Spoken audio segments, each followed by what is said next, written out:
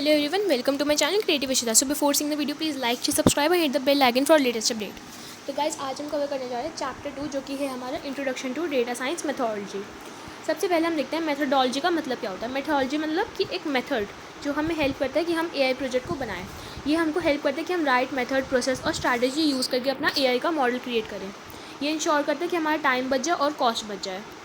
Definition क्या है, ये एक सीक्वेंस है इटरेटिव स्टेप्स का। इटरेटिव स्टेप्स का मतलब क्या होता है कि हमारी एक रेपिटेटिव स्टेप हो गया, ठीक है, जो अप्रोच से लेके प्रॉब्लम सॉल्विंग में हमारी हेल्प करता है। ये किसने बनाया था? जॉन रॉलिंस ने, जो कि IBM की एनालिटिक्स थे। IBM यानी कि कोर्स होता है, ठीक है। ये इसमें 10 स्टेप्स होते हैं जिनको हमने 5 मॉड्यूल्स में ग्रुप कर दिया है। सबसे पहला मॉड्यूल है हमारा प्रॉब्लम से approach, requirement to collection, understanding to preparation, modelling to evaluation, deployment to feedback. सबसे पहले हम देखते हैं बिज़नेस को अंडरस्टैंड करते हैं। इसमें पहले हम प्रॉब्लम को अंडरस्टैंड करेंगे, उसके गोल्स और ऑब्जेक्टिव्स को डिफाइन करेंगे। इसमें हम टूल यूज़ करते हैं 5W1H। 5W मतलब व्हेन, वेयर, वाई, हु, ठीक है, व्हाट। और H का मतलब क्या होता है हमारा हाउ, ठीक है। डिज़ाइन थिंकिंग भी इसमें आता है। एक्टिविटी हम लेते हैं पवन शंकर जो एक फूड फेस्टिवल पे है, ठीक है। इसमें हमारी एक्चुअल प्रॉब्लम क्या है, वो डिश आइडेंटिफाई नहीं कर पाया, तो सोल्यूशन क्या है? सबसे पहले वो इंग्रेडिएंट्स यूज़ करेगा, सबसे पहले सोचेगा, ठीक है, कि वो क्या, कौन सी क्विजीन बनाने वाला है। एनालिटिकल अप्रोच में देखते हैं कि कैसे हम डाटा को यूज़ करेंगे प्रॉब्लम सॉल्विंग में। हम 5AI अप्रोच यूज़ करेंगे। रिग्रेशन हो गया, क्लासिफिकेशन हो गया। रिग्रेशन मतलब कि हाउ मच, हाउ मैनी, कितना और कितना, मतलब कि हाउ मैनी कितना ज़्यादा और कितना मच। क्लासिफिकेशन मतलब कौन सी कैटेगरी।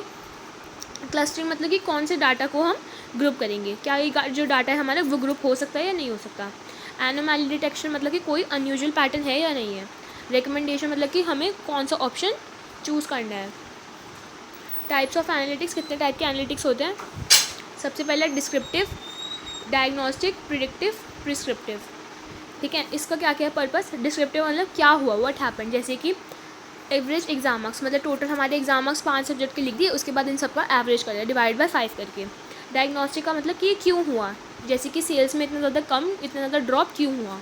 प्रिडिक्टिव का मतलब क्या होता है कि हम प्रेडिक्ट करेंगे, मतलब फ्यूचर में हमारी कितनी सेल्स होगी उसको हम फोरकास्ट करेंगे। प्रिस्क्रिप्टिव क्या होता है कि जब इतना सब कुछ हो गया तो हमको और आगे क्या करना चाहिए, मतलब मार्केटिंग स्ट्रैटेजीज़। अब आता है रिक्वायरमेंट से कलेक्शन। डाटा रिक्वायरमेंट, सबसे पहले हमको डाटा डिफाइन करना होगा, टाइप को, फॉर्मेट, सोर्स और प्री प्रोसेसिंग नीड को। इसमें हम 5W1H यूज़ करेंगे ताकि हम गाइड करें कितना हमको चाहिए। टाइप्स ऑफ डाटा, ये तो आपको बेसिक पता ही होगा, सेमी स्ट्रक्चर्ड, अनस्ट्रक्चर्ड और स्ट्रक्चर्ड, ठीक है। स्ट्रक्चर्ड का मतलब कि डाटा बिल्कुल अच्छे से सेट हो चुका है अपने रोज़ और कॉलम्स में। अनस्ट्रक्चर्ड मतलब कि डाटा सेट नहीं है। सेमी स्ट्रक्चर मतलब कि आधा पार्शली जो डाटा है हमारा वो सेट हो चुका है, जैसे कि ईमेल्स, XML, ठीक है। अनस्ट्रक्चर में जैसे कि इमेज हो गया, सोशल मीडिया हो गया। स्ट्रक्चर यानी कि डेटाबेस हो गया, एक्सेल आप लिख सकते हैं, ठीक है। डाटा को हम स्टोर कर सकते हैं टेबल्स में, टेक्स्ट फाइल्स में और इमेज में भी। डाटा कहाँ कहाँ से कलेक्ट होगा? प्राइमरी सोर्स और सेकेंडरी सोर्स से। प्राइमरी सोर्स मतलब जैसे कि सर्वेज हो गया, इंटरव्यूज़ हो गया। सेकेंडरी मतलब वेबसाइट हो गया और डेटाबेस हो गया। अब इसके क्या क्या टूल्स हैं? वेब स्क्रैपिंग हो गया, सोशल मीडिया ट्रैकिंग हो गया और ओपन डाटा सेट्स हो गया। DBA गवर्नमेंट, ठीक है, DBA हो गया, प्रोग्रामर्स हो गई। इससे हम डाटा को एक्सट्रैक्ट कर सकते हैं और स्ट्रक्चर कर सकते हैं डाटा को। डेटा कलेक्शन जो है वो रिविजिट होता है आफ्टर अंडरस्टैंडिंग स्टेज। अब हम डाटा को प्रिपेयर करेंगे, अंडरस्टैंडिंग से प्रिपरेशन। सबसे पहले डाटा को रिप्रेजेंट किया जाएगा प्रॉब्लम में करेक्टली, ठीक है। उसके बाद हम डिस्क्रिप्टिव स्टैटिस्टिक्स यूज़ करेंगे, विजुअलाइजेशन यूज़ करेंगे, जैसे कि कोई बार ग्राफ हो गया, हिस्टोग्राम हो गया, ठीक है, पाई चार्ट हो गया। उसकी रेलेवेंस देखेंगे, कंप्लीटनेस देखेंगे, क्वालिटी देखेंगे कि ये सब है उसमें या नहीं है, ठीक है। अब हम डाटा को प्रिपेयर करेंगे, क्लीन करेंगे और ऑर्गेनाइज करेंगे डाटा को। उसमें क्या क्या स्टेप्स हमारे इंक्लूड होंगे? सबसे पहले हम डुप्लीकेट फाइल जो भी होगी उसमें रिमूव कर देंगे, ठीक है। उसके बाद हैंडल करेंगे मिसिंग या इनवैलिड डेटा, मतलब फिल कर देंगे अपने एंड से। उसके बाद डाटा परफॉर्मिंग और ट्रांसफॉर्मेशन कर देंगे डाटा की। और फीचर इंजीनियरिंग क्या होता है कि ये हेल्प कर दे कि हम क्रिएट करें new variable from existing data to improve model accuracy. ये हमको हेल्प करता है ताकि हम नए वेरिएबल उस वेरिएबल के अंदर डालें ताकि हमारा जो मॉडल है वो बिल्कुल एक्यूरेट हो। जैसे कि न्यू फीचर हो गया प्राइस पर स्क्वायर, ठीक है, price upon area, age of the house में current year minus year built, ठीक है। मॉडलिंग टू इवैल्यूएशन में क्या है? एआई मॉडलिंग में वो हेल्प करता है मॉडल को कि हम यूज़ करें with prepared data. Descriptive modelling में क्या होता है कि हम समराइज़ करें डाटा, मतलब मीन, मीडियन और प्लॉट्स में। प्रिडिक्टिव यानी कि फोरकास्ट क्या है, मतलब उसका आउटकम क्या होगा, जैसे कि रिग्रेशन हो गया, क्लासिफिकेशन होगी। और हम यूज़ करते हैं ट्रेनिंग सेट ताकि हम डाटा को, जैसे कि हम ट्रेन कर दें उस मॉडल को, ठीक है। टूल्स में क्या है? लैंग्वेज जैसे कि पाइथन हो गई, R हो गई, ठीक है। लाइब्रेरी में जैसे numpy, pandas, sklearn, मैटप्लॉटलिब और रैंडम कोई भी आप लिख सकते हैं। इवैल्यूएशन में क्या होता है, टेक्स्ट मॉडल की एफिशिएंसी हम देखी जाती है टेस्ट डेटा से। जैसे कि सबसे पहले हम उसका डायग्नोस मेजर करते हैं कन्फ्यूजन मैट्रिक्स और लॉग लॉस में। ये आपको लर्न करने हैं इसके एग्जांपल। स्टैटिस्टिकल सिग्निफिकेंस टेस्ट में क्या करते हैं, हम वैलिडेट करते हैं मॉडल की क्या क्या एक्यूरेसी है। फिर हम इवैल्यूएट करते हैं कि जो मॉडल का आंसर ओरिजिनल प्रॉब्लम है वो सही है या फिर नहीं। डिप्लॉयमेंट का मतलब क्या होता है कि हम सोल्यूशन बनाएं अवेलेबल, जो है हम एज ए सोल्यूशन अवेलेबल करें यूज़र्स को जो कि एक्यूरेट हो। ये डिप्लॉय हो सकता है मोबाइल ऐप्स या वेबसाइट। जो हमने मॉडल बनाया वो या तो ऐप होगी या तो वेबसाइट होगी। ये स्टार्ट करता है लिमिटेड। सबसे पहले हम टेस्ट करते हैं कि लिमिटेड लोगों के पास हम टेस्ट करते हैं कि उसकी ये जो हमने मॉडल बनाई इफेक्टिव है या नहीं है। उसके बाद फीडबैक में हम फाइनल स्टेप देखते हैं कि कलेक्ट करते हैं फीडबैक उसकी परफॉर्मेंस की बेसिस पे। आइडेंटिफाई करते हैं कि प्रॉब्लम सॉल्व हुई है या नहीं, एडजस्टमेंट कुछ ज़रूरत है उसमें या नहीं है। फीडबैक जो है वो हेल्प करता है कि हम रिफाइन कर ले और रिट्रेन कर ले मॉडल। ये स्टेप रिपीटेटिव होते हैं कि अगर कुछ भी इंप्रूवमेंट होगी तो हम उसमें करते रहेंगे। डेटा साइंस मेथोडोलॉजी की क्या क्या स्टेप्स हैं, बिजनेस अंडरस्टैंड करेंगे, मतलब प्रॉब्लम को डिफाइन करते हैं उसके ऑब्जेक्टिव्स को। एनालिटिकल अप्रोच में क्या करते हैं, हम देखते हैं कौन सा टाइप ऑफ एनालिटिक्स या मॉडल कौन सा चाहिए। डेटा रिक्वायरमेंट क्या हम डिसाइड करते हैं कौन सा डाटा प्राइमरी या सेकेंडरी, उसका सोर्स कहाँ से आएगा, ठीक है। और फॉर्मेट। डेटा कलेक्शन मतलब कि हम डेटा को कलेक्ट करते हैं प्राइमरी और सेकेंडरी सोर्स से, ठीक है। इसमें है डेटा प्रिपरेशन, क्लीन और ट्रांसफॉर्म डेटा। मॉडलिंग में क्या होगा कि हम बिल्ड करेंगे प्रिडिक्टिव या डिस्क्रिप्टिव मॉडल, जैसे कि हमने देखा ना सेल्स गिर गई थी। इवैल्यूएट करेंगे कि मॉडल की क्या क्या परफॉर्मेंस है। डिप्लॉयमेंट मतलब कि डिलीवर करेंगे मॉडल यूज़र्स को। फीडबैक क्या होता है कि हम कलेक्ट करेंगे फीडबैक ताकि हम मॉडल को रिफाइन कर सकें। मॉडल वैलिडेशन क्या होता है कि जब हम इवैल्यूएट करते हैं performance of trend machine learning model की, उसकी एक्यूरेसी और रिलायबिलिटी। ये इंश्योर करता है मॉडल को कि वो मॉडल जो है वो अच्छे से बिना उसको अनसीन डेटा को अच्छे से जनरलाइज कर दें। कंडक्ट करते हैं after training using train test data, मतलब टेस्टिंग करते रहते हैं। उससे बेनिफिट क्या मिलता है कि हमारे मॉडल की क्वालिटी इंप्रूव होती है, ठीक है। रिस्क ऑफ एरर्स रिमूव होते हैं, ठीक है, मतलब कम होते हैं, रिमूव तो टाइप से नहीं होते। प्रिवेंट करता है ओवर फिटिंग और under fitting. Model validation technique क्या है, ट्रेन टेस्ट स्प्लिट और के fold cross validation. Leave one out cross validation time series. ये क्या है हमारी, बेसिकली ये हमारी मॉडल वैलिडेशन की टेक्निक्स है जिससे हम मॉडल को ठीक कर सकते हैं, उसमें एरर ना आने दें। ट्रेन टेस्ट स्प्लिट में क्या होता है, एक तो ट्रेन और टेस्ट, मतलब हम ऐसे बना देते हैं, एक तरफ होती है हमारी ट्रेन और एक तरफ होती है हमारी टेस्ट। ट्रेन में हम यूज़ करते हैं कि हम ट्रेन करें मॉडल को, और टेस्ट में हम टेस्ट करते हैं कि जो हमारा मॉडल है वो ठीक से काम कर रहा है या नहीं। जैसे कि कॉमन रेशो 80-20, 70-30, 67-33, ये सारी कॉमन रेशोज़ हैं। कॉन्फ़िगर करते हैं कंसिडरेशन कि मतलब साइज़ कितना होगा ट्रेन या टेस्ट सेट का। जैसे कि अगर 80 होगा ट्रेन का तो 20 टेस्ट का होगा, 70-30 रेशो कर लेंगे, ठीक है। और आप ये मान के चल सकते हैं 50-50 कर लेंगे, ठीक है। तो डिपेंड करता है।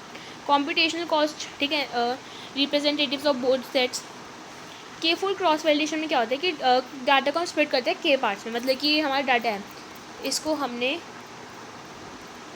1 2 3 4 5 में हमने इक्वल पार्ट्स में हमने कर दिया डाटा को स्प्लिट। मॉडल को ट्रेन किया जाता है K-1 फोल्ड में, मतलब कि K-1, जैसे कि हमारी 6 थी तो 6-1, या 5 थी तो 5-1 तो 4, मतलब एक कम करके हम उसको टेस्ट करेंगे रिमेनिंग पे। जो ये रिपीटेड की times so always data pointed इस टेस्ट वंस, मतलब जो हमने बनाया उसमें पहले इसको टेस्ट करेंगे, फिर इसको, फिर इसको, फिर इसको, फिर इसको, ठीक है, जितना भी हमने बनाया है। इससे ज़्यादा एक्यूरेट होगा और स्लोअर होगा क्योंकि मल्टीपल मॉडल इवैल्यूएट हो रहे हैं। जैसे कि एग्जांपल के फोल्ड में है, each fold is 20% of the data. Model test करा जाता है 5 टाइम्स और each with different 20 as test set. जैसे कि आप देख सकते हैं जो ट्रेन टेस्ट और क्रॉस वैलिडेशन में क्या क्या डिफरेंस है। जो ट्रेन टेस्ट है वो यूज़ होता है लार्ज डेटा के लिए और के फोल्ड स्मॉल डेटा के लिए। ये क्लियर स्प्लिट होता है क्योंकि इसमें ट्रेन और टेस्ट अलग अलग होते हैं। ये एवरी पॉइंट पे होते हैं क्योंकि हमको उसको अलग अलग करना पड़ता है। जैसे कि इसमें क्या होता है, जो डेटा होते हैं हमको पहले इसका करना होगा, फिर इसको करना होगा, फिर इसका करना होगा। ट्रेन टेस्ट में क्या होता है, अलग अलग ऐसे बन जाती है, ये ट्रेन होती है, टेस्ट होती है, फिर हमको इसमें दिखते रहते हैं, इवैल्यूएट होते रहे। ये सिंगल इवैल्यूएशन है, मल्टीपल इवैल्यूएशन है। अब हम बात करते हैं मॉडल की परफॉर्मेंस और इसकी इवैल्यूएशन मैट्रिक्स। इसका पर्पस क्या है कि हम एक्सेस कर ले मॉडल की स्ट्रेंथ और वीकनेस, कंपेयर करें मल्टीपल मॉडल्स। कन्फ्यूजन मैट्रिक्स में क्या होता है हमारा कि हम इवैल्यूएट करते हैं क्लासिफिकेशन प्रोसेस, ठीक है। हम इवैल्यूएट करते हैं क्लासिफिकेशन परफॉर्मेंस को। बाइनरी क्लासिफिकेशन में क्या होते हैं, TP मतलब कि ट्रू पॉजिटिव, इसमें येस प्रिडिक्ट होता है और एक्चुअल में भी येस होता है क्योंकि ट्रू पॉजिटिव। ट्रू नेगेटिव मतलब प्रिडिक्ट जो है हमारा नहीं हो, मतलब नेगेटिव यानी कि प्रिडिक्ट हमारा नहीं हो, और एक्चुअल जो है वो हमारा, एक सेकेंड, ये या तो NN होना चाहिए, FN, ये हमारे या तो F होना चाहिए। देखो ये हमारा हो गया ना, ये दोनों स्किप हो गए। अगर हमारा TN है कि मतलब कि प्रिडिक्ट हुआ है ट्रू, प्रिडिक्ट हुआ है नो, और जो एक्चुअल है हमारा वो हुआ है। एफ यानी प्रिडिक्ट हुआ है हमारा येस क्योंकि पॉजिटिव आ गया, और एक्चुअल में हमारा नो हुआ है। नो एन नेगेटिव आ गया तो प्रिडिक्ट यानी नो, और एक्चुअल में हमारा क्या हुआ है येस।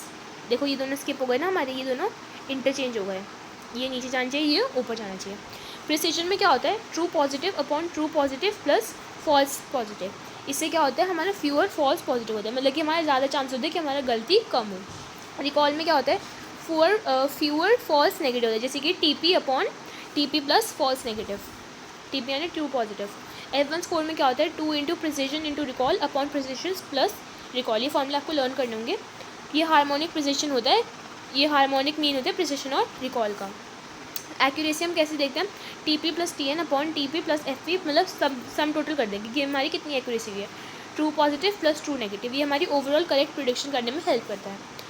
MEE मतलब कि मीन एब्सोल्यूट एरर, ये बताते हैं हमें एवरेज ऑफ एब्सोल्यूट एरर, कि कितने हमारे एब्सोल्यूट एरर हुए हैं। 0 का मतलब परफेक्ट प्रिडिक्शन हुआ है हमारा। MSE मतलब कि मीन स्क्वायर्ड एरर क्या होता है, ये हम एवरेज करते हैं स्क्वायर डिफरेंसेस का, ये पेनलाइज करता है लार्ज एरर्स को ज़्यादा, उनको मतलब टारगेट करता है। RMSE मतलब कि रूट कर देंगे हम जो हमारा मीन स्क्वायर है, तो हमारा रूट मीन स्क्वायर आ जाता है कि हम स्क्वायर रूट करते हैं MSE का, ठीक है। ये सेम यूनिट होता है टारगेट वेरिएबल की तरह।